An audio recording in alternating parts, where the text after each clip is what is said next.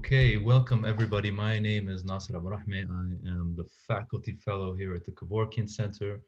I just want to start off by welcoming everybody to this, our second spring session in the Global Uprising series.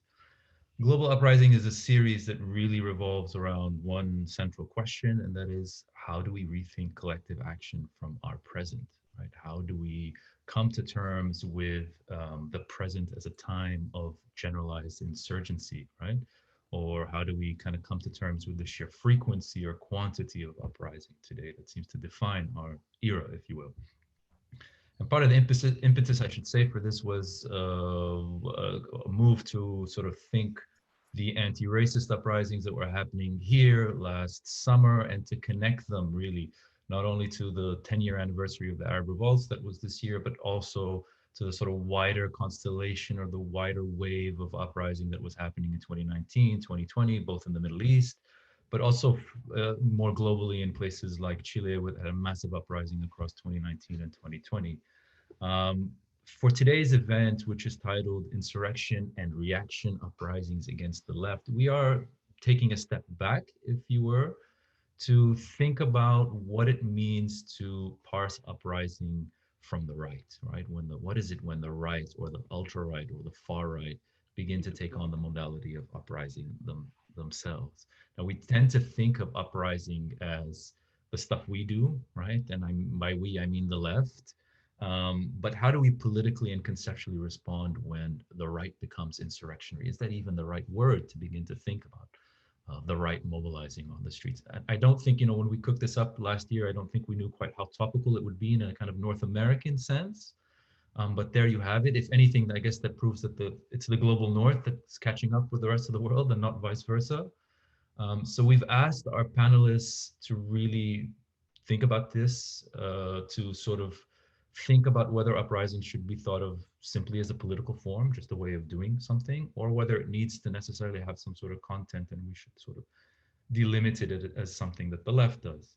And in those terms, how would we think about uprising against leftist governments or against leftist programs or ideals in places across Latin America or in countries like Turkey? And as an adjacency, how do we think about the geopolitical in all of this, right? How do we think about the interventions of big powers here? In other words, what kind of interplay do we think about between imperialism and popular uprising in the current context? Those, broadly speaking, are the stakes. I'm sure we will exceed them, but that's what we're beginning with. Before I get to format, I just want to very quickly plug the other year-long series we have at the center, which is called Digital Forays, which is a kind of inquiry into what it means to act and live and be in the digital present. That series kicks off on March 4th, I believe. The next event at Kivo is an event in our Arabic lecture series on the economic crisis in Lebanon. You can sort of get some information on that in the chat. The next event in the Global Uprising series is on February 24th. It's called Crowds, Bodies, and Affect. It's a sort of more molecular take on uprising, if you will. I'd also want to just quickly thank our colleagues at CLACS, the Center for Latin American and Caribbean Studies, for co-sponsoring this event here at NYU. We're very grateful for their support. So format is as usual. Our three panelists will each have 10 minutes to make an intervention, a kind of entry point into the wider stakes from their own vantage points. We will then have our discussant open up a conversation between the panelists that will go for about 30 minutes, something like that. And then we will open the floor to you all for a Q&A that will last another 30 or 40 minutes. I'll just remind everyone that there are a couple of ways you can ask questions. You can use the raise hand function and we will call on you and you can ask your question, or you can type a question in the chat and we will relay it. And you can type those questions in at any time. You don't have to wait to the Q&A. If you have something burning you want to say, you can say it at any point there. So today we have with us a set of 4 exceptional scholars and activists. We're really very privileged to have them with us. They're at the forefront of the thinking, but also the praxis around a lot of these ideas. I'm going to introduce them very briefly in sort of alphabetical order and in order of appearance, and then I'm going to turn it over as quickly as possible. So Anthony Alessandrini is a professor of English at Kingsborough Community College and of Middle Eastern Studies at the CUNY Graduate Center. He's the author of Frantz Fanon and the Future of Cultural Politics. Aisha Chubukchu is an associate professor in human rights at the London School of Economics and Politics, and she is the author of For the Love of Humanity, the World Tribunal on Iraq. Alejandro Velasco is an associate professor of Latin American history here at NYU, and he's the author of Barrio Rising, Urban Popular Politics and the Making of Modern Venezuela. And our discussant, who we're very happy to have with us today, is Vijay Prashad, of course, the director of the Tricontinental Institute for Social Research and a chief editor at Left World Books. He's the author most recently of Washington Bullets, A History of the CIA Coups and Assassinations, which has a foreword by Evo Morales. I will stop there. I will hand it over to Tony, and thank you all again for being with us. Thank you so much, Nasser, and thanks, James. And thanks, everybody at the Kevorkian Center for organizing this and everyone who's been involved. My picture just got big. That was startling. Yeah, many thanks to everybody. And I feel incredibly lucky to be in conversation with this amazing set of comrades. And we'll also add that I had my second dose of the COVID vaccine this morning. So if I say anything particularly incoherent, I plan to blame it on the side effects. So hopefully that won't kick in. But very much as Nasser said, when we were invited to do this panel, I was very excited about the topic and thought it was a very smart framing. And then, at least in the States, post-January, suddenly the stakes went way up on this particular question. So I'm particularly excited to be sort of talking about it here. From the moment that I got the email about this, I had a sort of soundtrack in my head for the discussion, which is a song by the aptly named group The Coup, which people may know as a musical collective led by Boots Riley, whose work people may know. In particular, so the song in question is a song called You Are Not a Riot. And the verse is essentially alternating lines, you are not a riot, you are not rebellion. And I think the two lines that I sort of kept landing on as I was thinking about how to frame these remarks were, you are not a riot, you are the tight leather pants on an old ex-general. And then you are not rebellion, you are a well-funded beatdown in the boss's washroom. And I actually think that last sentence actually goes a long way to sort of explaining what happened in the Capitol in January. I mean, there's more to say about it, but that would be one sort of way of starting to sort of frame that question. I'm going to be, how should we put it, quick and dirty in my remarks. Like I'm going to be very schematic intentionally, say some broad things that we can hopefully kind of complexify and add nuance to in the discussion, but just to get some things on the table. And my comments will be, I suppose, of and from a US context, but hopefully through an internationalist lens, which is the one that I try to sort of bring. And in particular, I think one of the things I loved about the framing of this discussion was this question of sort of content versus form in Uprising, right? I mean, does the nature of Uprising have a particular content that is a kind of left content, liberatory content, however you want to sort of define it? Or is there a form of Uprising which in fact can be taken up, sort of across the political spectrum? I'm going to lean in pretty hard to the position that Uprising has a content, and that what I would want to sort of maintain the term Uprising to is what we think of as revolutionary ruptures, and that we need a different name for counter-revolutionary violence. And I would want to sort of, that would be the word I would sort of counterpose, I think, even when it's seemingly spontaneous and even when it takes on, this is where I think the Coup's song is actually quite useful, even when, as in the Capitol, it was sort of hyped by the aesthetic of rebellion, let's sort of put it in that sense, when it takes on the kind of aesthetic of rebellion. Nevertheless, I think we need to sort of keep our eye on other aspects. The sorting mechanism I'm going to propose is the framework of decolonization. And that's a word that gets thrown around a lot these days. And if you're on social media, like every few months, someone will be like, we should just stop using decolonization because it's lost all its meaning. So to be clear, I'm thinking, as I tend to do with and through Frantz Fanon's definition of decolonization as an agenda for total disorder, but also a more recent intervention, a hugely valuable piece by Eve Tuck and Kei Wing Yang that people may know, which is called Decolonization is Not a Metaphor. And they give a very stringent and I think highly useful, one sentence definition of what they want to maintain the word decolonization to mean. I think I would follow them on this. Decolonization brings about the repatriation of indigenous land and life. It is not a metaphor for other things we want to do to improve our societies and schools, right? Full stop, right? So, I mean, again, I think that gives us a particular lens to sort of think through in terms of this question of uprising. In the US context, and I would want to separate the US context from the Americas more broadly, although we would have to have that conversation, I think, and I would like us to have that conversation. One name, another sort of name for this thing that I'm naming is decolonization is abolition democracy, right? As it comes up through the Black radical tradition. The Black radical tradition, in fact, could be another name for it, right? I think that they're sort of, they run parallel in terms of definition.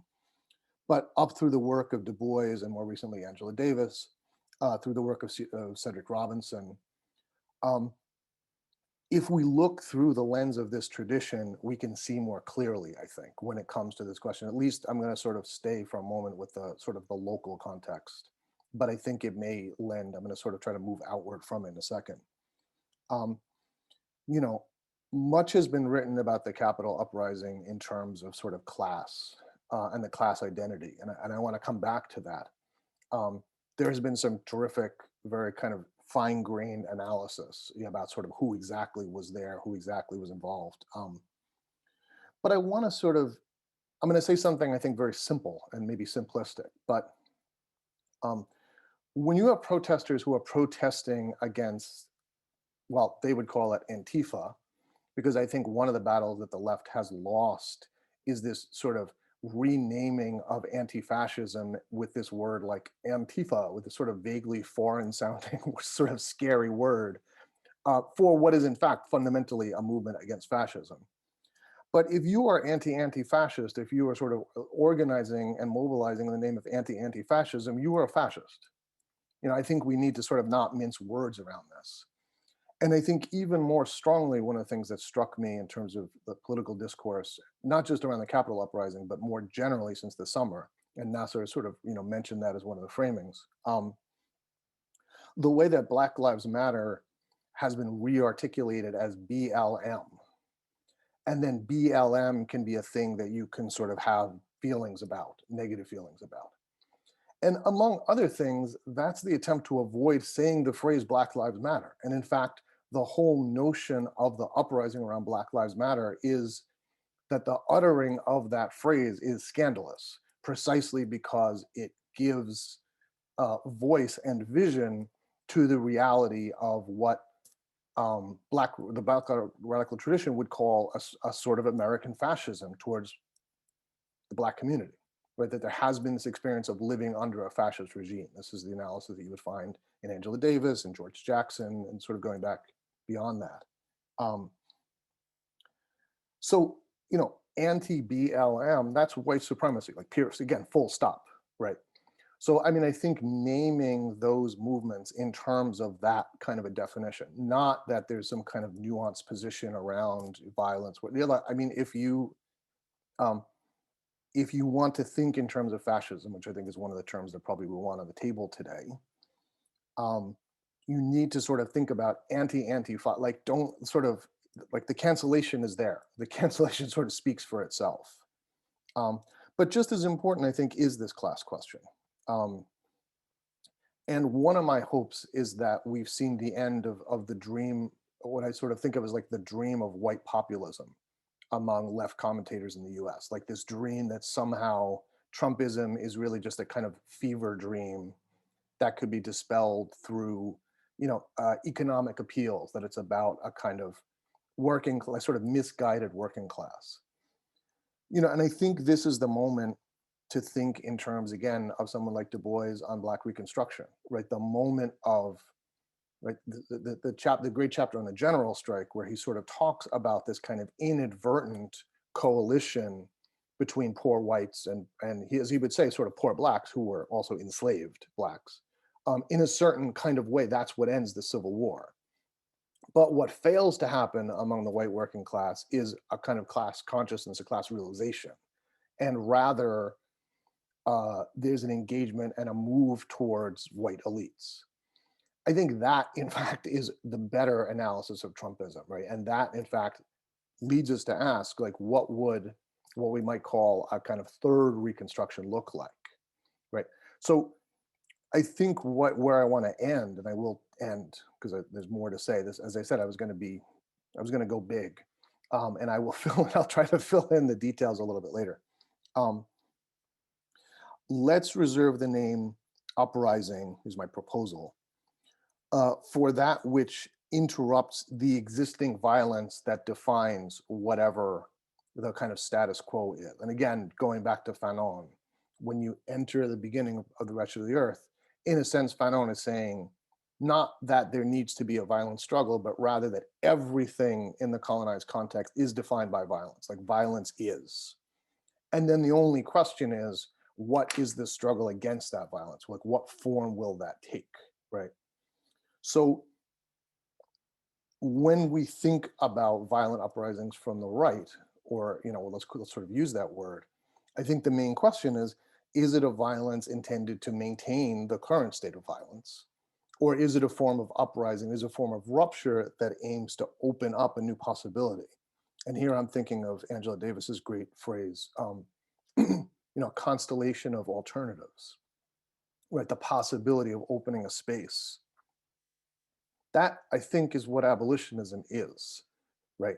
So in a certain kind of way, and again, I'm trying to speak in the local context, but I think the analysis here, may have a more global purchase.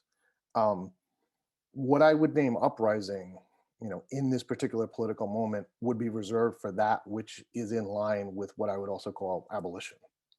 So maybe I'll end it there for the moment, and I'm looking forward to the further comments. Thanks. Thank you, Tony. Fantastic. Aisha? Thank you, Tony. Thank you, James and Nasser, and everyone else who's labored in the Global Uprising series for having brought us together. I found also the prompts for us to respond to extremely provocative, and it made me think in new ways about what is happening. So I have a short text that I will read to put some tentative thoughts on the table for us to discuss. I think I will have to disagree with Tony, which happens very rarely, but here we are. I would like to begin by observing that sitting in Istanbul tonight, it is tellingly difficult to think about an uprising against the left taking place. I think this is the case for three interrelated reasons. The first reason is that, especially on the left, as noted in the introduction to our panel, we tend to imagine uprisings as what we do as opposed to what the right does.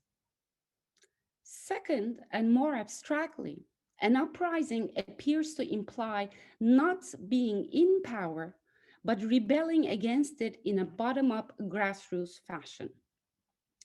The third and not least important reason why it is difficult to imagine an uprising against the left in Turkey today is that the left is not and has not been in power for decades, if ever.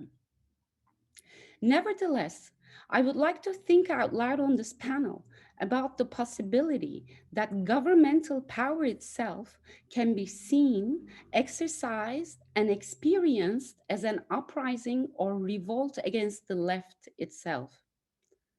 I have President Erdogan's Justice and Development Party in mind and his rule over Turkey, which is now nearing 2 decades.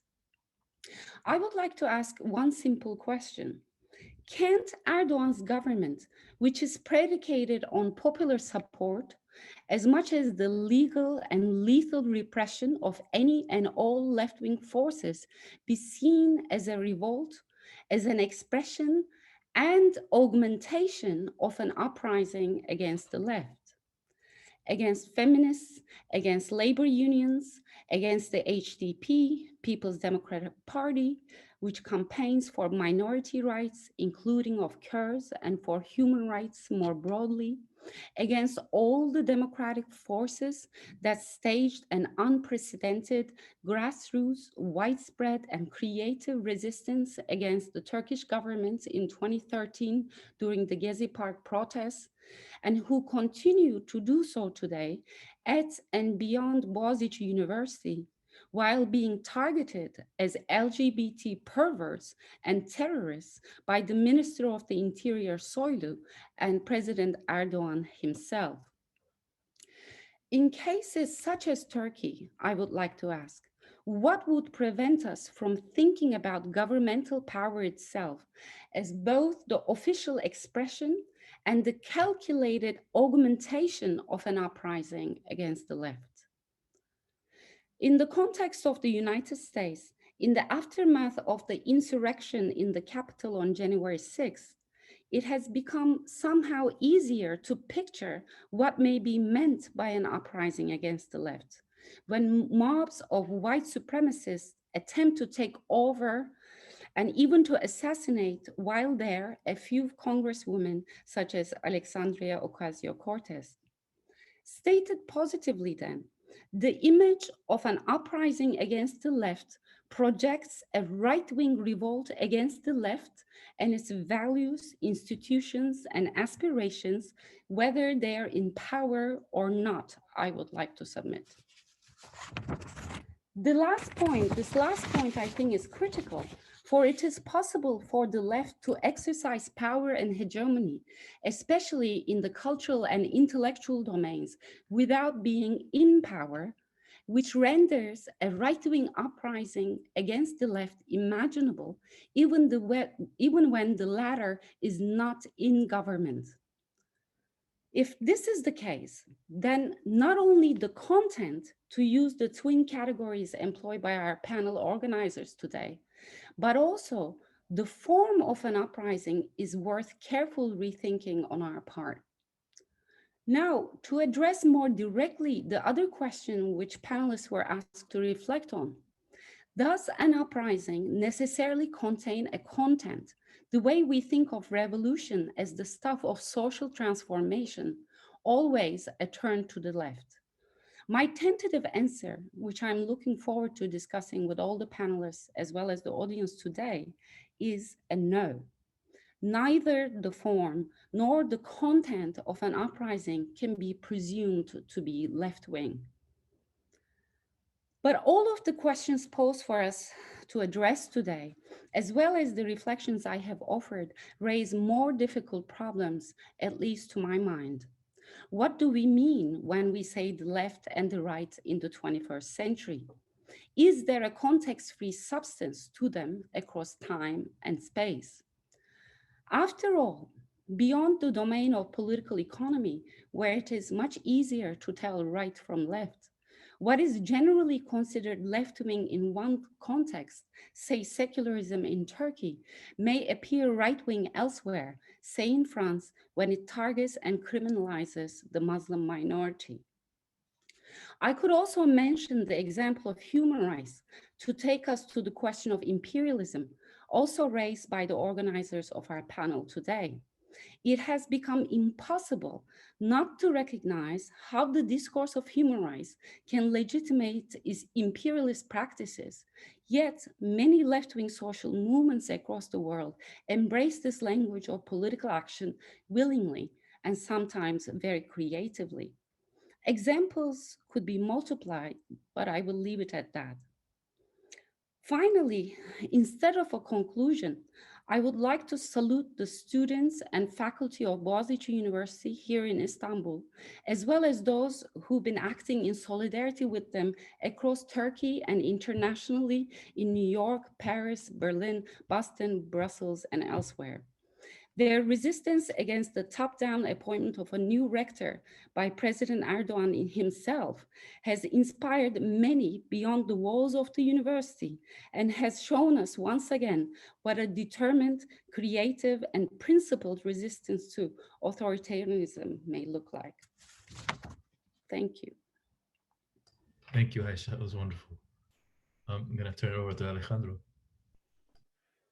Thank you so much, Nasser, and to James and the Kevorkian Center and Clax also for their co-sponsorship.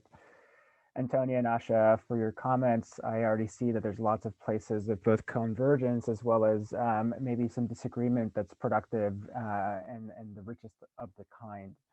I also want to thank Vijay, and I'll start with this. I don't know if Vijay will remember, but we met a long time ago in 2006 at Haymarket Cafe in Northampton, Massachusetts. At the time, I was at Hampshire College.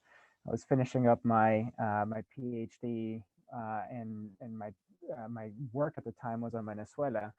And Vijay reached out to me because he had seen me quoted, I think, in the New York Times about the social grassroots movements that were anchoring Chavismo at the time. And it was unexpected and a great conversation, and one that I was returning to as I was thinking about this very different moment in history.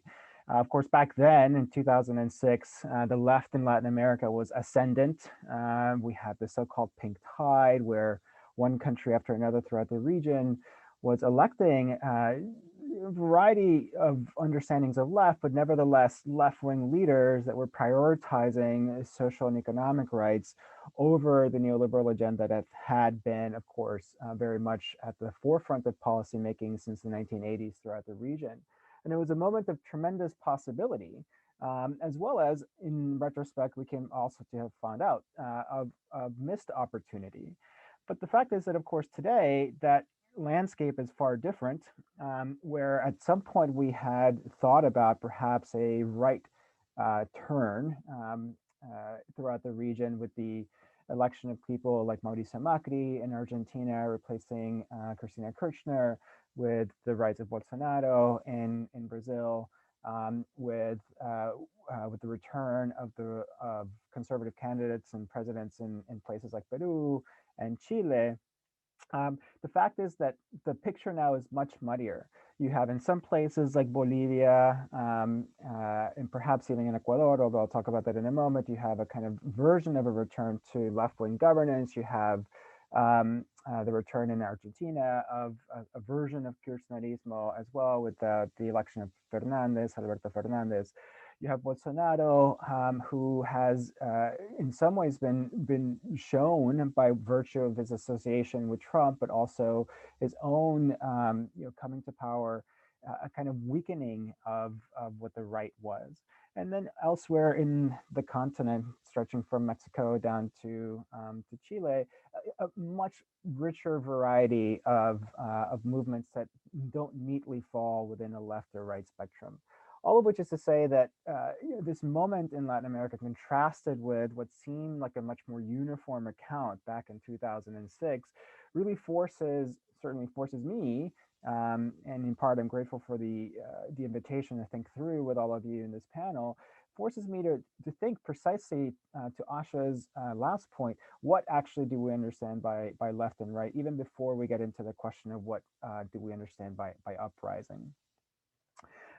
And what I want to begin by saying is that my understanding of reading the last 15 to 20 years in Latin America as a series of first left-wing uprisings and then right-wing counter movements that could also be coded as uprisings is that, number one, there is something that is the right and there is something that is the left, and certainly there's much that is a gray middle, but that the major challenge of the resurgence of the right, certainly in Latin America, following the pink tide, is not so much in policy and method, although I'll mention the threats of the policy and methods of the right in a moment, but rather it's a much more epistemic challenge, which is something, to echo Tony, that has to do with a revisionism about the pink tide and the left, and the way that the right has subtly set the terms of the debate about the left in power and its successes and its failures.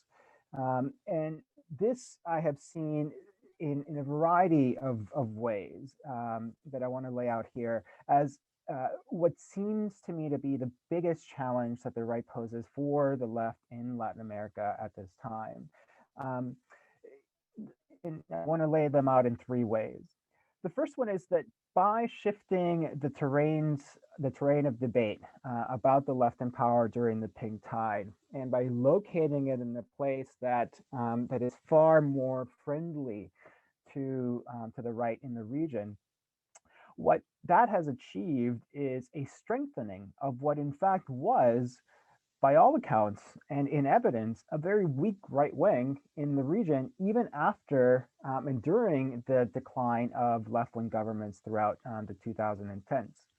Um, and by this, what I have in mind is that in many places, certainly Brazil, parts of Central America, Peru, etc., Uruguay, not Uruguay, Paraguay, the right was able to come back to power, not necessarily through a significant amount of popular backlash against left-wing movements, but rather through the deft use of parliamentary procedures, the strategic deployment of liberal discourses, and a kind of a whitewashing, to echo Asha, of a sense of liberal values grounded in the idea of the supremacy of individual rights, especially associated with civil and political rights, in contrast to the social and economic rights, which the left had really held up as one of the primary features of its time in power, and used and marshaled those in order to maneuver and outmaneuver in some cases, certainly the most emblematic one being Brazil and the impeachment of Dilma Rousseff,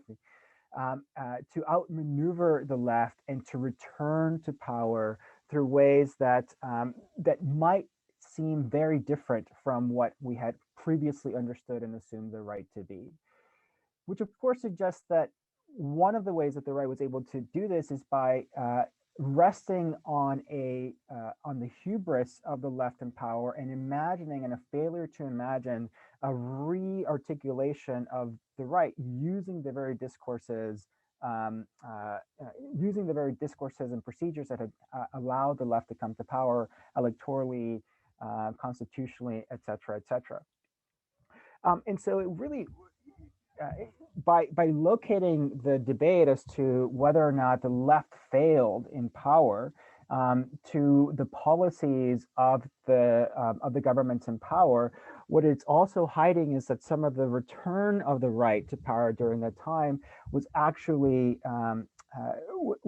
undertaken through were primarily anti-popular movements in many cases, and so therefore exalting and over exalting the strength of the right and assuming it to be a more fait accompli than it in fact was, which is of course a very significant power struggle.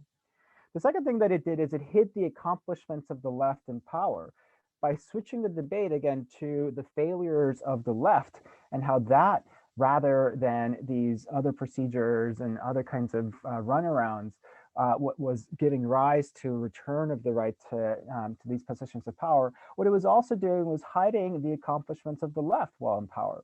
And these cannot be understated. In particular, the most significant sort of legacy of the left in power during the pink tide was that it forced the right into these defensive positions where even once in power, they had to contend with a discourse about the distribution of resources, the more equitable and egalitarian approach to resources, and a kind of tampering down of what had been the primary impulse, which was to spur a neoliberal capitalism throughout the region. And so places like Argentina with Macri's election, even his kind of technocratic government had to contend with the legacies of Kirchnerismo in terms of expanding the field of social and economic rights. It could no longer articulate its position as uncontestedly as it had in the 1980s and 1990s. Certainly Bolsonaro as well, to the extent that he remains popular in various quarters of Brazil, it has to do with the advancement of certain policies which which sort of the liberal elite had identified as populist under Lula's government and later Dilma, but in fact has ushered in significant amounts of direct assistance to the impoverished populations of Brazil. And so these are significant achievements, in addition to, of course, the very significant ones that were associated with the expansion of and social and economic rights and the privileging of those rights in a much more collective understanding of power than had been the case before. Now, this has been, of course, highly occluded by what are the significant and real failures. Ooh, my apologies. Significant and real failures that need to be contended with at places like Venezuela and Nicaragua, whose own failures of the political projects in Venezuela and Nicaragua need to be addressed, but on the terms that that are particular to those experiences rather than writ large a failure of the left in power, which is how the right in the region has attempted to cast them. And of course, the primary problem there to contend with on the left is the over-reliance on an extractivist model that drew upon commodity resources as a way to be able to expand the field of social and economic rights, while at the same time becoming more and more beholden to global flows of capital and resources. And so contending with the internal failures and shortcomings of the left when in power has to be a project of the left rather than terms of it set by the right. And the final way in which this kind of this more epistemic challenge that the right has posed to the left is that it constrains the horizon of the imagination and possibility for the left's return in the region. Although we've seen some interesting exceptions to this, right? So if the constant mode is a defensive mode to say, well, here's all the things that we did wrong on the terms that the right has already imposed on Latin America, then of course the horizon of possibility for when the left returns, as it will, is highly constrained.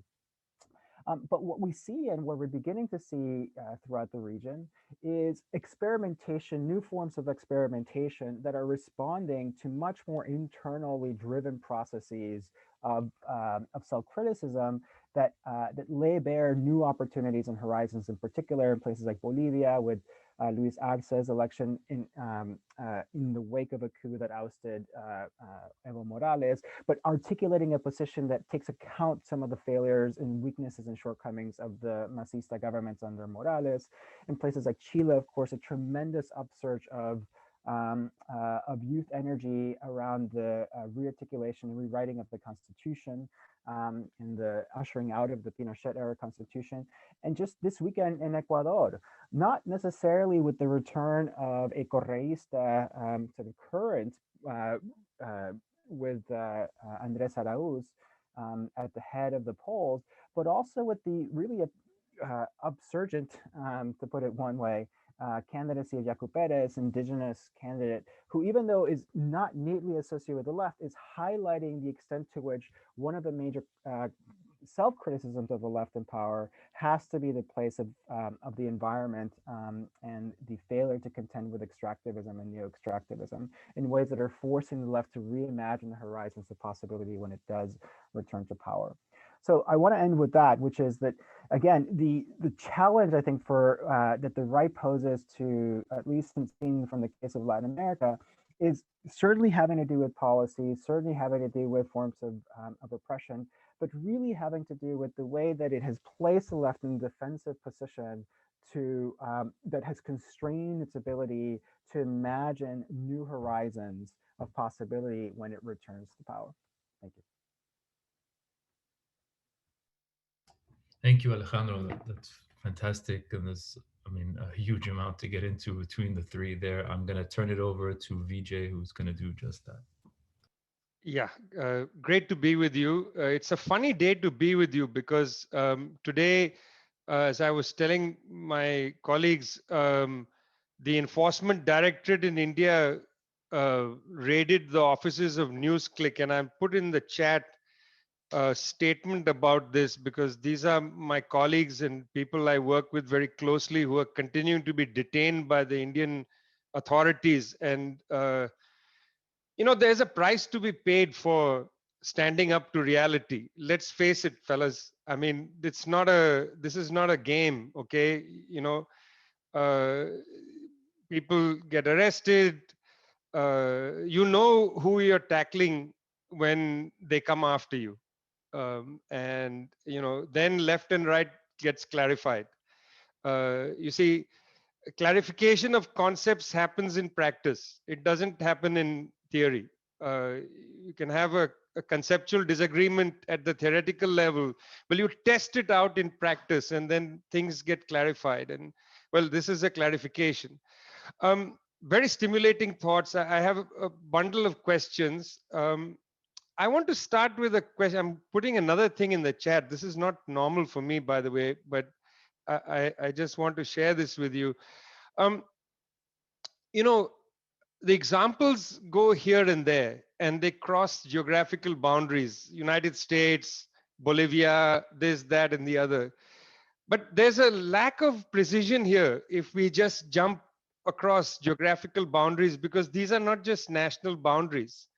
These are also boundaries of power. And you know, it's something I think for us to consider, and I'd like to pose this to you as the first question. The dossier we released from Tricontinental is precisely on this theme. Um, you know, all revolutions since 1917 took place in peasant countries, in poor parts of the world. They didn't take place in Germany. They didn't take place in the United Kingdom. They didn't take place in France or the United States. All revolutions have happened in poverty. I mean, even the Bolivarian process, Alejandro, happens in a condition of poverty, because even though there's oil wealth, that was Gini coefficient wise an extraordinarily unequal society and continues to be. Um, you know, Bolivia, extremely poor country, you know, wretchedly poor country. You know, you come to Asia, China, you know, had been in the Second World War, which doesn't begin in 1939 in Europe, but it begins in 1937 when Japan invades Manchuria. China had a Second World War that started in 1937 and goes till 1949. It's much longer than the Second World War in Europe. And yet they made a revolution in grotesque poverty. Vietnam, 1945, poverty. And then 1975, the United States has bombed agriculture. I visited the so-called Ho Chi Minh Trail, and people point and say, we'll never be able to grow anything here. We'll never be able to grow anything here. That's the context in which they made a revolution. See, I would like us to come into this directly, to be a little more historically specific about our abstractions. Because it's one thing to talk about, you know, revolts and so on, and left and right. But it's a big difference talking about things in the realm of plenty and the realm of starvation. It's a big difference. And I want that to be the first set of observations from you. I want you to give me a sense that when you think about these big questions, you're not thinking about them in a way that's absent the fact that it's a peasant who's making a revolution and not a banker. It's a peasant who's making a revolution, and by banker, I mean a banking clerk. There's a big difference between making a revolution in a context where you'll never get to see the vaccine before 2024 and a context where one of our panelists has just had the second vaccine. There's a big difference. Reflect for me a little on that difference.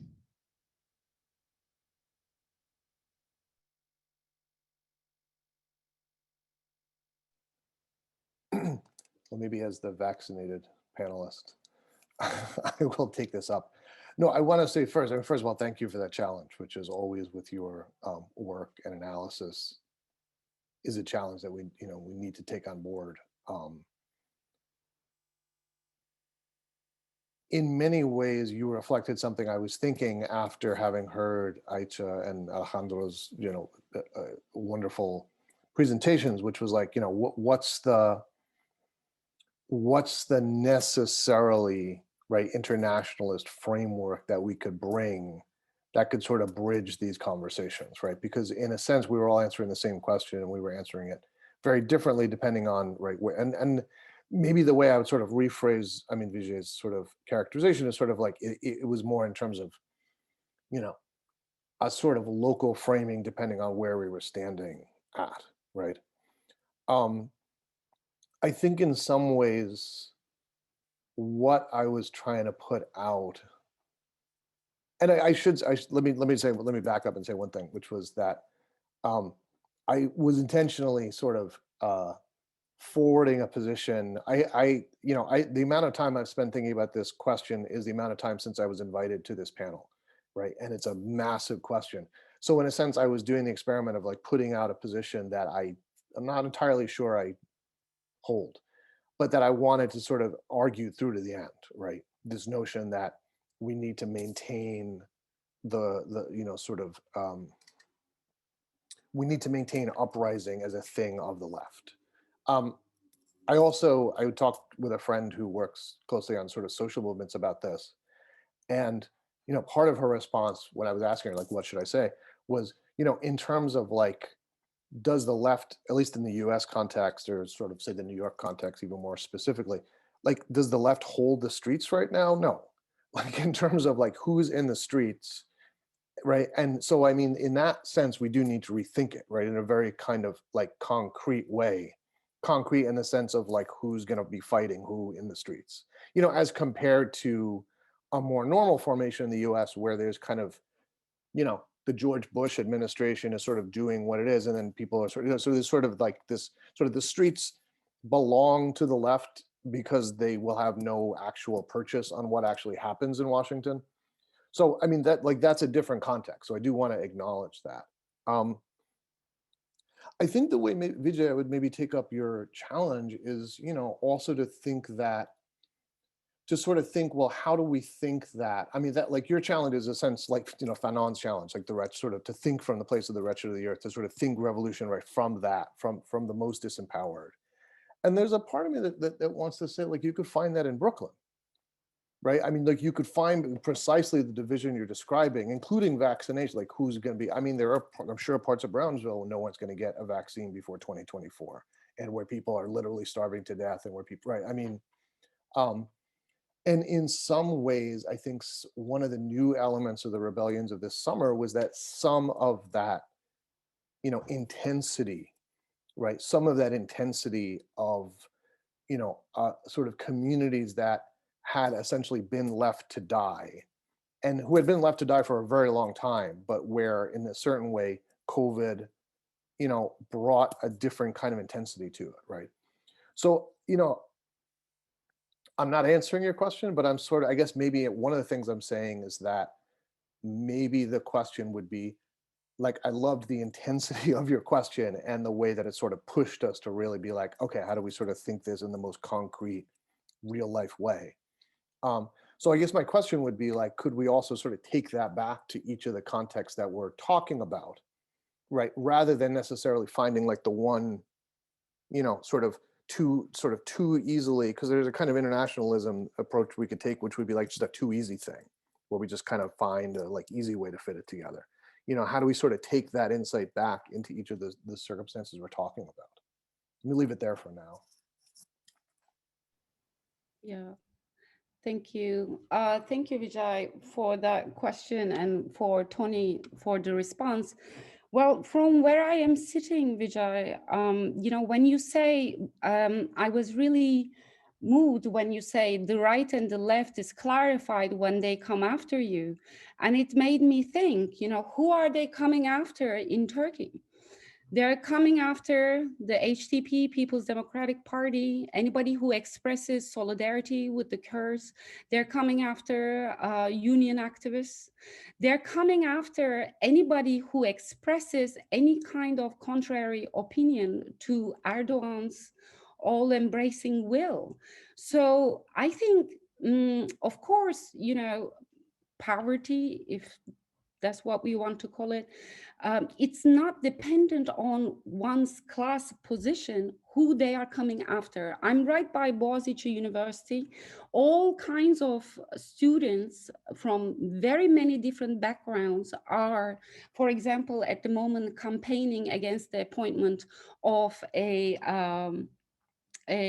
rector to their university, and it has become the national news. Why is that?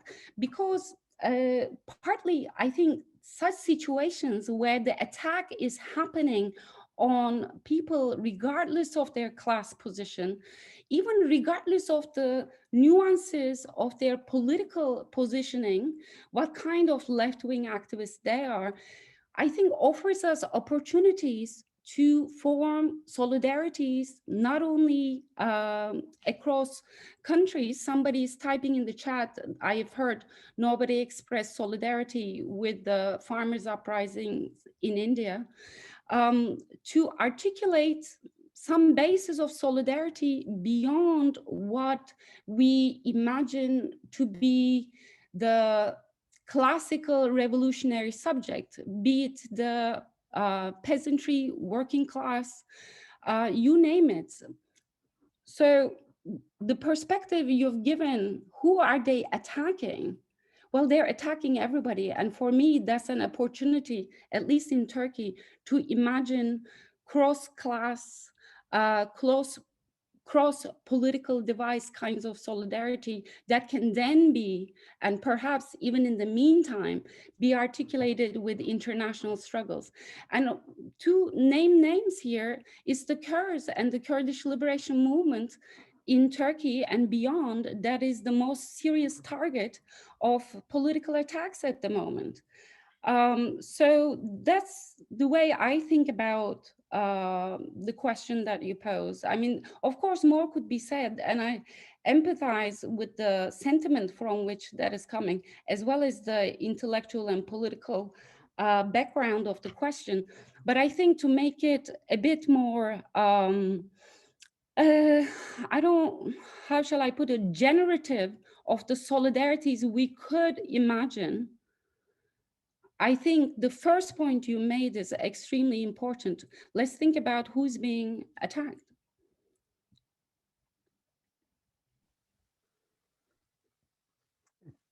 I completely agree, Asha. I'll just say something very brief um, in response to VJ.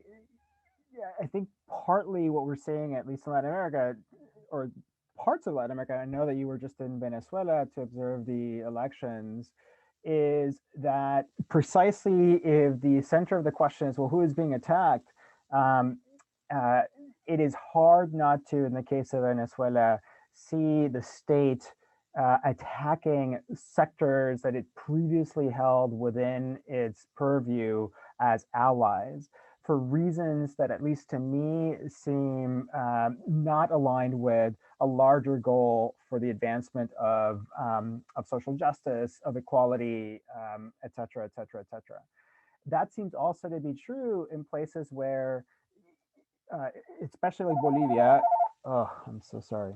In places like Bolivia, where where one of the key fault lines, certainly modulated through the experience of class, but not limited to the experience of class, is how indigeneity and indigenous populations are finding not echoes, but resistance from governments that would otherwise be aligned in terms of the larger aims towards equality and greater access to resources, but doing so through the continued and, in fact, the expansion of extractivist policies that are ultimately harmful to a different vision of justice that is not completely shot through by class alone. And in fact, which, you know, as we have learned, tends to actually deepen chains of dependency in a larger global mode, right? So, and this is also true in places like Brazil, in particular in places like Chile with the Mapuche. So, I mean, you're right that certainly I agree with you that the site from which we find left revolutions coming are places of material deprivation. That is absolutely clear. What is less clear to me is, and this is to Asha's point, well, those risings up happen against whom in power and for what ways.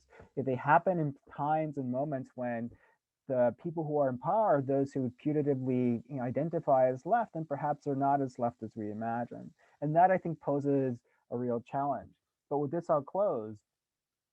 And what I wanted to, one of the points that I wanted to emphasize in my opening remarks, I do think that one of the biggest dangers that we face in Latin America, thinking more broadly, is the abandonment, and I see this everywhere, is the abandonment of the idea that the right and the left exist.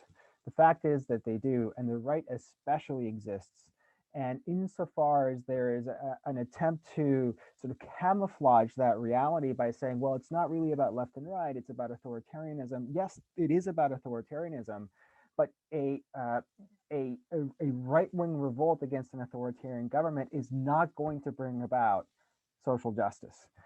And so it's important to be able to maintain some sense of what these terms mean historically, as well as cited in context, in order to be able to identify how solidarities happen, how we think about the distribution of power, and what those power struggles signify in specific places.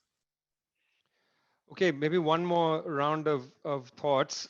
By the way, I would like, if we had more time, we could debate the question of extractivism, because I generally am not keen on the concept of extractivism, because I think it flattens everything out. It's like the debate around climate change. When you say nobody should have air conditioners, when we're not talking about air conditioners, we're talking about people who have not been able to have send their children to school because of 100 years of deprivation. And then when they seek to improve their conditions of life, suddenly they have to abide by the rules of Western overconsumption and so on. It's that kind of debate. And Alejandro, we should have that discussion, because I think there's a lot to be said here around the question of extractivism. Okay. Every time we get in a debate about uprisings and rebellions, there is a tendency to assume that the framework is rebellionism. When people rebel, it's a good thing. There's a rebellionism kind of feeling. But politics isn't like that. Politics, when Engels reviewed Marx's Capital, which, by the way, because he was a beautiful friend, he reviewed Marx's Capital 7 times. He was furious with their friends, saying, why haven't you reviewed this brilliant book? So in 7 places, he reviewed his friend's book. By the way, all of you should remember that with your friends' books. It's not nepotism when you review a friend's book. It's called love. It's a big difference between nepotism and love. And Engels loved old Marx. But in one of the reviews in 1859, he wrote that history moves in zigs and zags. I don't know where this idea comes from. Probably the Second International, that Marxists believe in linear progress. It's actually not the case either in Marx's writings or in this review from Engels. History moves in zigs and zags. Politics is about power, and it's difficult to imagine anything other than the zig and zag. Even this idea of the subject of history, in the left movement, subjects of history are constituted in the moment. People gather together. What was the Russian Revolution? The Russian Revolution begins when women marched on International Women's Day on March 8th. That was the beginning of the Russian Revolution. They marched through the streets of Moscow and St. Petersburg and called men out of the factories. That's how the Russian Revolution begins. It doesn't begin in some fantasy of, a scholastic fantasy. It begins the way it begins. History happens the way it happens. The very fact of the matter is, Alejandro, as you know very well, that the emergence of Evo Morales to power in 2000, and whenever he won, what was it, 7, 8, forgotten the exact date, but Evo comes out of what? The coca workers movement. He comes out of the indigenous movement. He comes out of the gas wars and the Cochabamba struggle, and all of that comes together. Political subjects are created in a conjuncture. Political subjects aren't delivered to you abstractly. They emerge out of a conjuncture. All kinds of fields are created to create this. And then power smashes you. Look, in the Indian election, the last election, $8 billion was spent to elect Narendra Modi. $8 billion. In the US election last year, it was $14 billion. Okay, most of the money goes to the right. In the US, it's all the right. It's 2 flanks of the right. But in India, it was mostly to the BJP. And that money has a role because it dominates the media, that shapes the narrative. It's, as you said, it is able to color the way the left achievements are put and so on. They can smash reality and deliver spam and call it ham. They can do anything they want. We can't do that. We don't have that power. I just linked to you my colleagues at NewsClick. They are being smashed. Why? Because they got 40 million hits last month because they are the best reporters on the farmers' struggle. We do something, they'll hit you with money laundering, with all kinds of bogus charges. So history is not it's not, again, I'm returning to the same point. I want you to return to it with me in a spiral. um, you know these things are conjunctural, and we can't think of conjunctural things only abstractly. And that's what I want to return to. Is I'm not asking let's go back to where you are, which geographical location you're speaking from. That's not the point. The point is, how do we understand the conjuncture and the balance of forces and the class question within that balance of forces, which has within it all kinds of wretched hierarchies of patriarchy and of racism and caste and so on, all sitting there inside the conjuncture. So when we think of these questions, frankly, guys, when I read the prompt, I thought this is too abstract. This is not a good prompt because it's not allowing us to enter the conjuncture immediately. It's taking us to theory. And we can only get to theory after we've entered the conjuncture and smelt the realities of the relations right there. And I felt that, the conversation will go too quickly away from there. So come back to me there. Can I Let's start build this? the concepts out of the conjuncture. I'm one, if you allow me, unless sorry, I shouldn't just do. Either you want to come? Sorry, I was just trying to follow the flow. But but one thing which I had been meaning to do, and maybe as a way to sort of do what Vijay is asking us to do. One of the things we haven't talked about, which I know was one of the framings for this whole series, are the Arab uprisings, right? Like what's sometimes called the Arab Spring, but the uprisings of 2010, 2011, right? So let me try to put something out, because I think, Vijay, in some ways, what I was trying to reserve the word uprising for, in admittedly a very sketchy sort of way, was, I think, the thing that kind of punches a hole in the present flow of time, such that you can, I'm going to follow this metaphor, I'm not sure it's right, but you could sort of see a cross section, right? And I mean, if you think, for example, of what happens in Tunisia and Egypt in that moment, right? There is an uprising, I think that's the only word for it, a popular uprising, which, couldn't, I mean, there have been some brilliant, post after the fact explanations for it, but you couldn't sort of chart it out using any kind of theoretical sort of like it, and then this will happen, right? So there's a way in which that's a moment that I think kind of punches a hole in time.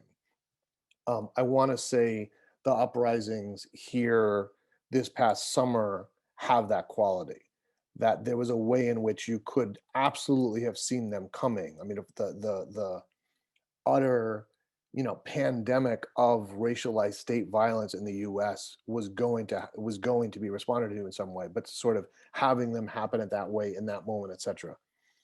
So then I think the question, if we reserve the notion of uprising for those moments, then the question, I think, and maybe this is maybe the theoretical question, is like, how do we prepare ourselves for that moment, right? For because it's gonna shoot a hole through and maybe give us a moment of opportunity. Someone in the chat asked about sort of focusing on transversal connection, which is a nice way to sort of think about it. But I might use Angela Davis's phrase, an intersectionality of struggles, right? Not necessarily intersectionality in the way it's sometimes used, but sort of like how do various struggles sort of potentially come together in that moment? How do they define, right, certain kinds of revolutionary moments? So just to give like one, because solidarity has come up a lot, and that's a word is very dear to my heart and that I think about all the time, or try to. One of the very concrete things, this came up more famously in the uprisings in Ferguson. There was this sort of the famous like back and forths between Palestine and Ferguson about how to deal with tear gas and how to protect, sort of this like very very material information sharing, right? Like this, like if these are the ways to prevent sort of But one particular form of movement that sort of emerged was around, specifically around the manufacture of tear gas. And there were a number of campaigns, and like one of the things that was being discovered was the tear gas that was being used in Egypt, was the tear gas that was being used in Palestine, was the tear gas that was being used in Ferguson, was the tear gas that was being used in, right? I mean, Turkey, like sort of you could, right? So, in a sense, so I mean, like in a way, I think I'm trying to redescribe your sort of the things get tested in praxis, right? Um, in a sense, that opens an opportunity, right? And you like in a certain kind of way, until people get hit with tear gas, like people get hit with tear gas in those places because they make uprisings, right? I mean, they're not coming, the state's not coming into people's home and tear gassing them. Like people make an uprising, people make a resistance. They are in turn, as you say, the state sort of brings its crushing force of violence. And then the question is like, okay, what opportunity has been opened for us by that? How do we organize around this specific material fact that we learned from, maybe we learned from having the uprising crushed in that particular moment? Like, what do we learn? How does that advance? How does that allow for connections? How does it allow for solidarity? How does it allow for like more effective, right? But I think I would insist that, like, and again, this is where I think intersectionalist thinking is really crucial, is like being prepared for those moments, so that there aren't, so you aren't caught in the headlights, sort of being like, oh wait, we haven't thought this through, like sort of have that at the ready, right? When those, so in a sense, I think what I'm trying to maintain the word uprising for is that moment that kind of punches a hole in things and allows that kind of possibility.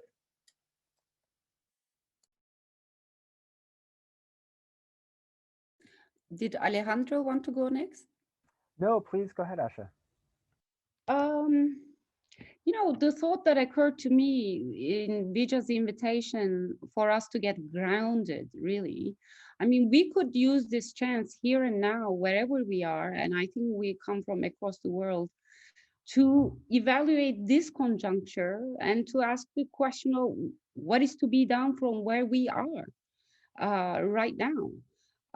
So I very much appreciate Tony's point about these materialities bringing us together. And here we are at a panel organized by NYU, and who knows who is in the audience. We're 144 people. So why don't we use this chance to think through our moment globally? I can't know where everybody is right now, but it seems to me that whether one wants to call it right-wing or fascist or neo-fascist, and I know there are debates about it, where we, meaning the left, in the sense used in this panel, are under attack everywhere. So I think the praxis, yes, is where the way forward should emerge. But to me, praxis, this is praxis as well. And I would like to invite us to think collectively here and now about the challenges both the organizers and our discussant has posed for us.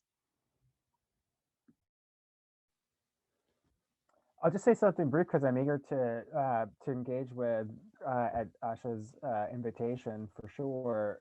How everyone else who is joining us is thinking about these questions. But so part of me, of course, completely agrees with you, Vijay, in terms of grounding the conversation, but not geographically, but grounding it in the actual context of struggle. And the conjunctures that are giving rise to the issues that are generating the deprivation from which the revolution or a revolutionary movement may emerge.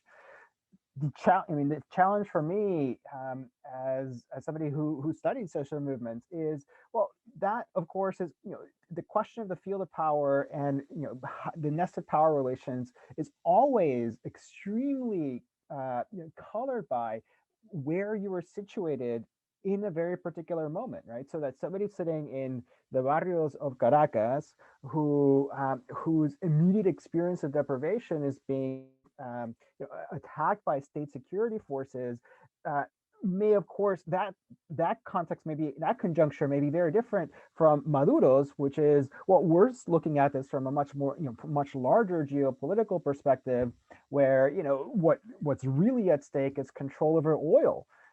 which in turn maybe an even larger question, depending on where sort of you situate the locus of the the various power relations that are happening at any given time.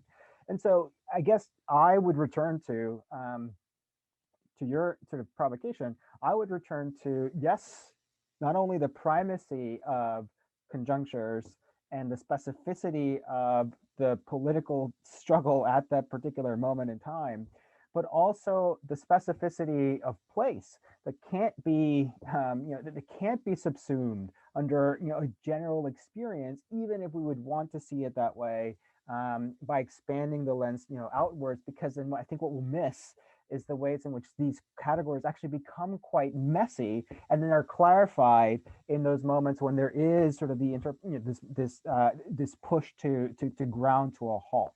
But then, to Asha's initial point, who is being attacked and by whom, right? That is that is the moment of clarity. And I think that the space between the specificity of the question and the largeness of that question, I think, is the sort of the both the political challenge and the conceptual one. Yeah, before I give it up to you guys, just a quick thought about this. Because this has enormous implications for the word Tony said he loves, which is solidarity. This is not a trivial question in general terms. There are three words that we have here. One is the conjuncture. You're rooted in a conjuncture. The other is internationalism, and then there's solidarity. And I think what I'm nervous always about is that words like internationalism and solidarity are used loosely, because it's easy to be in solidarity with somebody, but what are you actually in solidarity with them for? And what is the material basis of your internationalism? Are you doing anything? You've written a statement in solidarity. What if that actually they are advancing a project that's antithetical to the advancement of their own communities? And you're still in solidarity with them, and yet you're in solidarity with them because, well, maybe they have a good way to sort of paint their uprising in a way that looks like something that appeals to you. Like the words, what Aisha, what you said, democracy and human rights and things like that. But maybe they are actually for human rights, but against human rights. They're in fact against human rights. I'll give you the example of, let's say, the Brotherhood. You mentioned the Arab. Let's say when the Brotherhood was being persecuted by the military, where do you stand on that? Because after all, the Brotherhood is hardly an agenda, hardly has an agenda of great social emancipation. Does one at that point take a stand and say, I'm in solidarity with Mohammed Morsi and the Brotherhood? Where do you stand with Hamas? Are you in solidarity with Hamas? I mean, I'm 100% in solidarity with the advancement of the Palestinian revolution. Conjuncturally, I will stand with Hamas. Will you? Or will you say, no, Hamas is this, that, and the other thing? These are real practical, not empirical questions. It's not a question of empiricism. I'm not saying leave theory, come to empiricism. I'm saying the character of solidarity and internationalism vests in your analysis of the conjuncture. And really, that's where a lot of this work, I think, has to happen. The area of Palestine is fundamental here, because you can't elide it. I'm in solidarity with Palestine. Well, then what position does one take regarding this, that, and the other thing?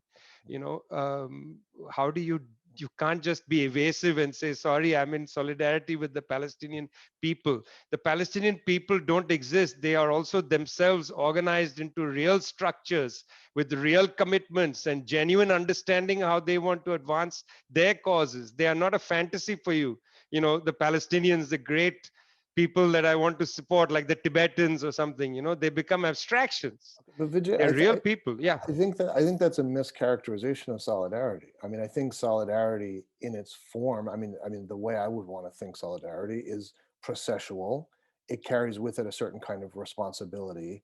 It doesn't end in a certain kind of position, right? I mean, one could be in solidarity, at a particular moment and not like, I mean, the solidarity, as I understand it, is an attempt to make real and make physical the statement, like, your struggle is my struggle, right? I mean, like it's the best, and it's always going to fail. Like, it's always going to be a failed attempt, but it's an attempt to enact that as best as possible. And part of the responsibility is therefore to, you know, start from where one starts from, which is all that one can do. But then the responsibility is to sort of let that, you know, I mean, in terms of this question of solidarity with Palestine, I mean, I think one of the reasons why the boycott, divestment, and sanctions movement is, I think, in many ways a very powerful model of solidarity, is that it is taking that problem back, like essentially saying, like, one can have a position on Hamas, one can have a position on Fatah, one can have a lot of positions, but as long as the Israeli state is being underwritten, right, by the West, like with you know, endless supplies of money and arms, and underwritten by a kind of international community that allows absolute impunity, then the argument about do you support Hamas or not is, in a sense, kind of small beans. Like, if we could actually end that context, if we could end a context in which the fundamental, right, colonization of Palestine is being funded and supported by the world, that actually changes the context, you know, the political context, that changes everything about the context. So, you know, a more useful form of solidarity, and I think, like, actually a real form of solidarity is not like, do you write a statement in support of Hamas, but rather, how do you bring this question, you know, into your actual life, into your actual existence, right? If that, I mean, if that makes sense, you know, what's the most powerful point of contact to actually affect and change the situation? But again, I don't think solidarity is like making a statement sort of like, yeah, I'm in solidarity with X. Like, that's not solidarity. That's, you know, that's a show of support. So I wouldn't call that solidarity. I don't think that. I don't think. I believe solidarity is a stronger thing than that.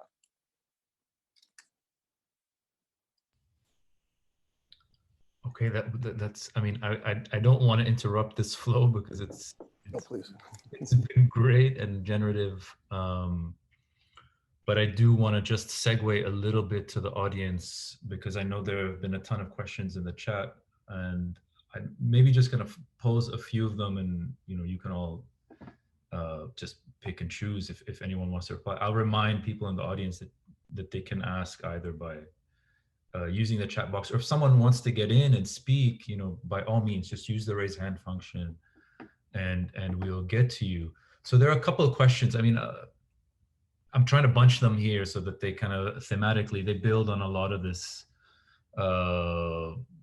discussion about how we might sort of discern the balance of forces, parse the balance of forces, think through left and right, and the sort of various formations that they pose today. So one question says, and this is in a more Latin American context, talking to Chilean comrades during the uprising there, one important connection was the Mapuche indigenous people, the feminist queer movements, student movements, working classes, women doing social reproduction work, and so forth, against the billionaire class and its extractive dispossessions.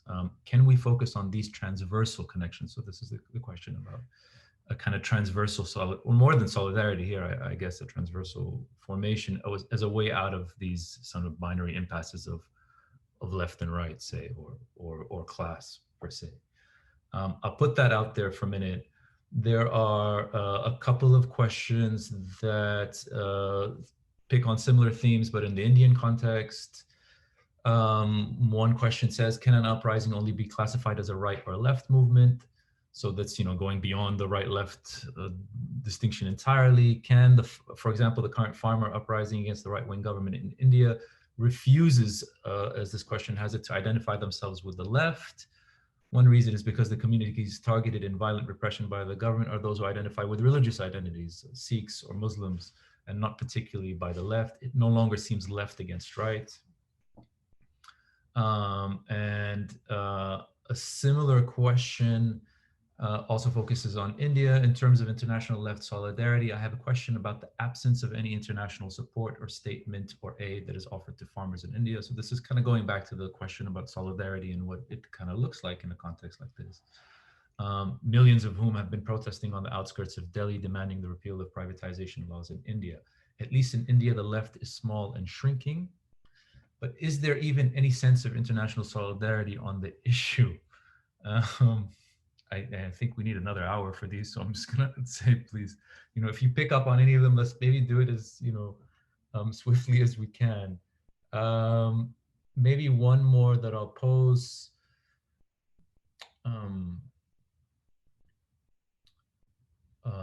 Which is again a question this time focused on Turkey, which asks, how do you understand the beginnings of the broad protests against the anti-rector appointments only when they hit Boğaziçi and not when they hit Eastern Kurdish schools? Can it be explained away by Boğaziçi's liberalism, fame, or centrality? So those, I mean, you can pick and choose. There is another question that's just come in, and I'll also read it quickly in the chat. And it builds right on the last set of remarks. Read the Palestine question. I don't believe asking about Hamas changes the context of solidarity, especially since, like it was said, Israel is underscored by millions of arms and funding by the US. In practice, solidarity means supporting the organizing structures that can realistically retaliate against violent oppression. And I think that taking a stand can help propel leftist uprisings as well as decolonization. And they agree with Vijay that this is an important point and very relevant and timely. So we don't have a lot of time, but I'm going to turn it over to you all. If you want to address any of these, just maybe by way of wrapping some of this stuff up, and maybe thinking about where we go from here.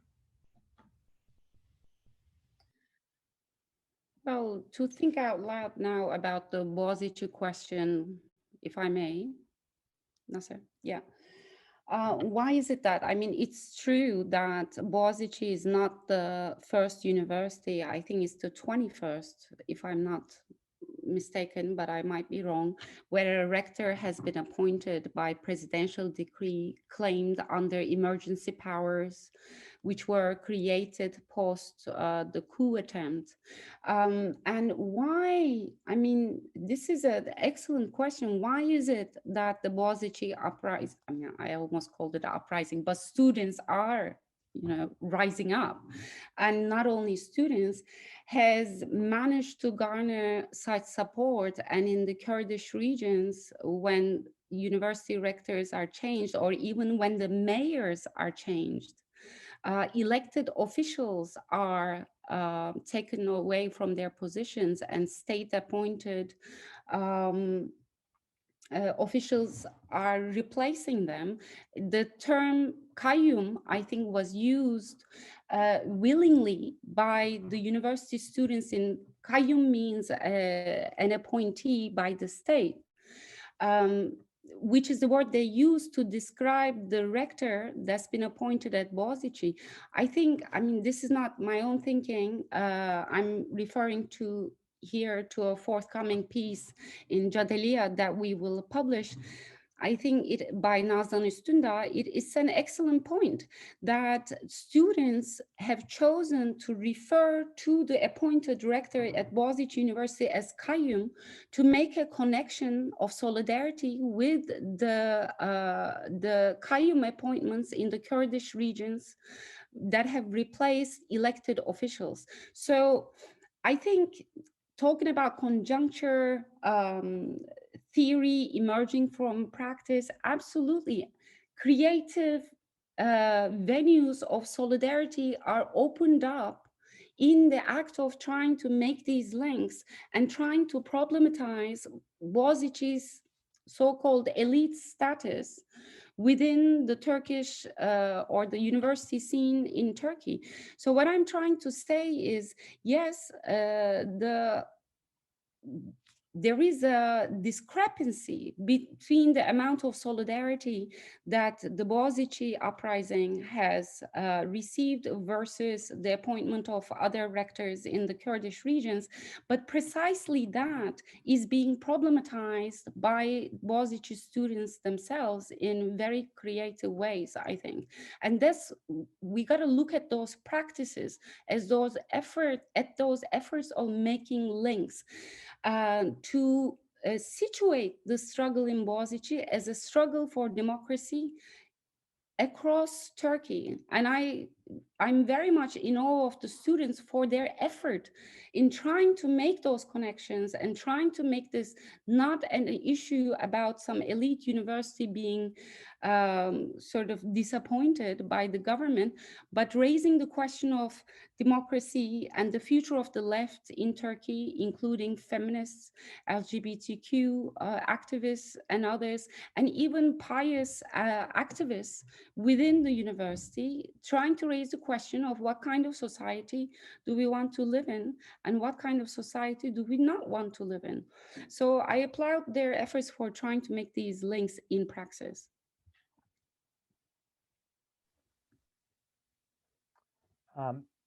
I absolutely want to hear Vijay responding to some of the questions that center the protests happening now in India, because absolutely I feel like it needs to be brought into the fold of the conversation. But in terms of the particular question asked about Chile, I mean, the fact is that this is a moment of danger, right? And this is and I say that as a moment of productive danger in sort of a Benjaminian way, right? Of you know, times of emergency brakes being pulled, of monsters rising up, etc.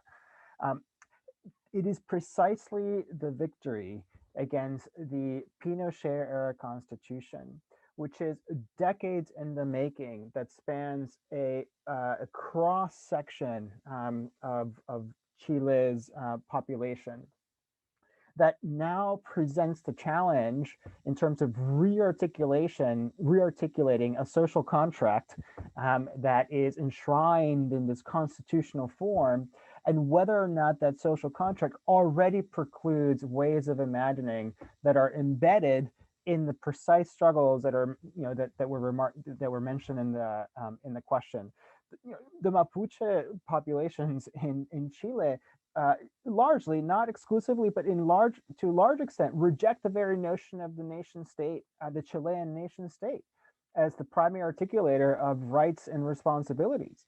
Not only because of their historic relationship to the state, which has been a brutal one and continues to be. I mean, they still live under a state of terrorist laws that are deployed to crush, you know, Mapuche populations, but in that position, they run against the articulation of LGBT communities that are very much depending on the strength of the state in order to be able to articulate a position where their rights are upheld. These are contradictory rights, and to some extent, of course, that is the vitality and the lifeblood of conjunctures. That is that Vijay was pointing us to. That is precisely where the most exciting opportunities for imagining new horizons come from. And at the same time, that is also the place where there's most opportunity for, again, a particular right-wing vision that has already reproduced itself unwittingly in the articulation of those differences by way of a constitutional text, right? So I feel like, you know, that what we're seeing in Chile is the two-sided coin of the left's challenge in this moment in time, which is the issue one about finding documents and texts that enshrine a sense of, you know, social contract that is mediated through the lens of the state, or is the state itself, especially in you know, in a context of global capital, one that is always already going to constrain the possibilities for the attainment of the kinds of aims towards you know, equity and social justice that at the end are the legacy of the left going back hundreds of years, right? So yeah, the Chilean case is you know, it's something that we should all be looking to as precisely where some of these deep questions and the conjunctures of space and time are centered to give rise to something new. I feel like I already used my spot last time, so I'm just going to say two sentences. One, just to build on Aicha's point about, you know, and I think it was a beautifully made point about the way, rather than asking why just this, I think one role of solidarity is to ask, how can we open up on this opportunity? And just from the US context, I mean, following what's happening, what was it? I mean, more or less the state appointment of university, like the appointment of university professors by the state in the US is commonplace. And in fact, is generally how things work for state institutions. Like they're entirely controlled by boards of directors. And so, I mean, that can then, I mean, this is, I think, is another context, like the right-wing hegemony over the US, US academies has global implications. So actually opening up that question, like, why exactly does the state get to, determine ultimately who the president of, the University of Minnesota or the University of Michigan is, right? The other, I just wanted to ask us to sort of think about the term that Vijay really usefully gave us, which is sort of like, being under attack. And this builds a little bit on Alejandro's point, but also on something somebody said in the chat about like global inequality. And, maybe again, in terms of thinking the way we're trying to think through, like under attack, I mean, living under poverty is to be under attack, right? Like being left to die from COVID by the state is being under attack. So again, when we think about communities or formations or whatever who are under attack, we don't have to sort of wait for the direct state violence to see that, right? And maybe again, part of our work is to sort of understand the communities that are under attack that are not actively in uprising or what we recognize as kind of uprising. Maybe I'll use a few minutes to talk through the Indian farmers to the broader point that I'd like to make here. One of the let's take the term left and take it seriously for a minute. One of the tasks of the left, as it were, is not to advance its own agenda, but to build the confidence and capacity of the mass of the people in the planet. I mean, what does capitalism do? It erodes the capacity and confidence of the vast bulk of people on the planet. It takes away leisure. It takes away the advantages of civilization from people, quite literally. I mean, we are just bringing out a volume of Mahdi Amel's writings, and you see this Lebanese Marxist go hard into the question of backwardness. And he's not embarrassed to say we have a problem. We have to transform. People have to have capacity and confidence. That's the task of the left. It's not to advance a whole program, because it's in the process of advancing people's capacity and their confidence that the program will also clarify itself. I'll be in Chile next week, Alejandro, for about a month, and I'm going to be looking very closely at Daniel Hadway's campaign, at the elections that are ongoing there now, and so on, because that's in the middle of that conjuncture, you will be able to see whether the capacity and confidence of people is being advanced. This farmers' struggle doesn't come from nowhere, and the question of left right doesn't apply because it's a mass struggle. What does that mean? That means that this is a struggle that has been prepared by agricultural workers unions, by the farmers unions, the Kisan Sabha, and so on, by various farmerist organizations that emerged in Punjab. You'll see the yellow flags. Of course, you'll see the red flags of the communists all over the place, but also the yellow flags of farmerist movements. They've prepared this struggle, with decades of work amongst people, the dull grind work, what Hegel calls the labor of the negative. That's what actually provides you with the possibility in the conjuncture. When the moment arises, the people arrive. It's so interesting that when the government started attacking the farmers from Western Uttar Pradesh, Tikait, who kept his legions of farmers away from this struggle because he has been in alliance with the BJP often, Tikait suddenly said, I've had enough. Farmers are being mistreated. We are coming to Delhi. And then their tractors arrive. It's in that moment that things are clarified, even for somebody like Tikait, who's a mass leader of farmers, but a traditional leader. He has inherited his role. This is not the leadership of preparation, of building the confidence of people and so on. So suddenly you have an alliance now of different forces against the government. Left and right doesn't entirely apply there because it's a mass struggle. I quite understand that. And it's not a rebellion in that empty way. It's a process. The work of a decade ago is inside this now. These are all entangled together and they are emerging. There have been international solidarity. The movement, landless workers movement in Brazil, for instance, on 26th of January, did a campaign, light a candle with the Indian farmers, where they lit candles in all their settlements, because this is not for Indian farmers. It's an action that builds their confidence in Brazil, because they suddenly feel, look, in India they're fighting, let's get back to it, let's reaffirm our commitment to struggle. So this is how material solidarity works. It built their confidence, in fact, to continue their struggle. So the Indian farmers inspired them to be in solidarity with the Indian farmers, but also to strengthen their own sense of commitment to their own struggle. And that was very interesting. Sure, okay, maybe you haven't seen much in the United States or in Canada or in Europe, but you're seeing trade unions in South Africa send solidarity to Indian farmers. These things happen. But guess what? Look at the media. Will it ever, firstly, cover the farmers' struggle accurately? Secondly, will it report that the landless workers movement is supporting this is not a media. These are press releases from the US State Department. That's what the New York Times is. It's essentially a stenographer of whatever they say in the State Department. It's not a free media. The coverage of the farmers movement is so abysmal. It's abysmal. It's really, they cannot understand it, because their reporters are so busy chatting up people in the diplomatic circles in New Delhi. They can write what the diplomats think. They don't know what to write what farmers think. Reporters are no longer what they used to be. That's why they're going after NewsClick. The first thing I pointed out here, because our NewsClick reporters are right. They're sleeping with the farmers in the encampment. They want to provide the farmers' perspective.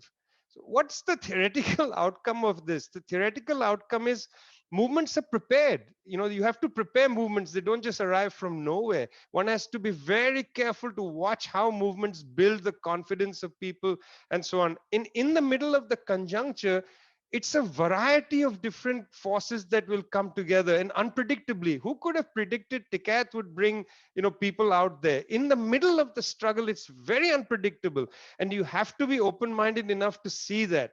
And the final point in this is, don't confuse the reporting of something for the reality of it. Don't confuse the reporting of something for the reality. What one reads in these execrable publications like The Guardian and the New York Times and so on isn't necessarily what's happening in the world. They have their own funny mirror approach to reality. I mean, guys, remember during the so-called Arab Spring, did you take the New York Times seriously? I mean, just for a minute. Okay, it may have been fine as a liberal appreciation of what was going on, but they didn't understand what was happening. They totally missed the fact that in Tunisia, it's the Ikhwan that was the strongest political force alongside the trade unions. They thought it would be liberals. They thought everywhere in the Middle East, some bloody liberal that looked like Hillary Clinton would arrive. But they don't exist. And so there it is. Okay. Thank you all for that. We're at time, and we have to kind of wrap it up. I mean, this was immensely rich and lively. So I want to thank all of our guests today. I want to also apologize for the questions we didn't get to. There are just an immense amount, and that's just testament to how generative this all was. We're going to end the recording now and the formal part of the session because we're 10 minutes past. But there are still 96 people on this call, and sometimes we linger. I mean, no one is obliged to stay. Our panelists have done enough and said enough, but sometimes we linger, just, I don't know, as a way of not having a very abrupt end and a black screen pop up. So if people want to linger a little bit, segue out slowly, debrief, you're welcome to do that. But that's the end of our sort of formal session. Again, thank you to everyone who came. Thank you to our panelists, Clax, for co-sponsoring. Please join us for the rest of the sessions. This is very much an ongoing and cumulative discussion.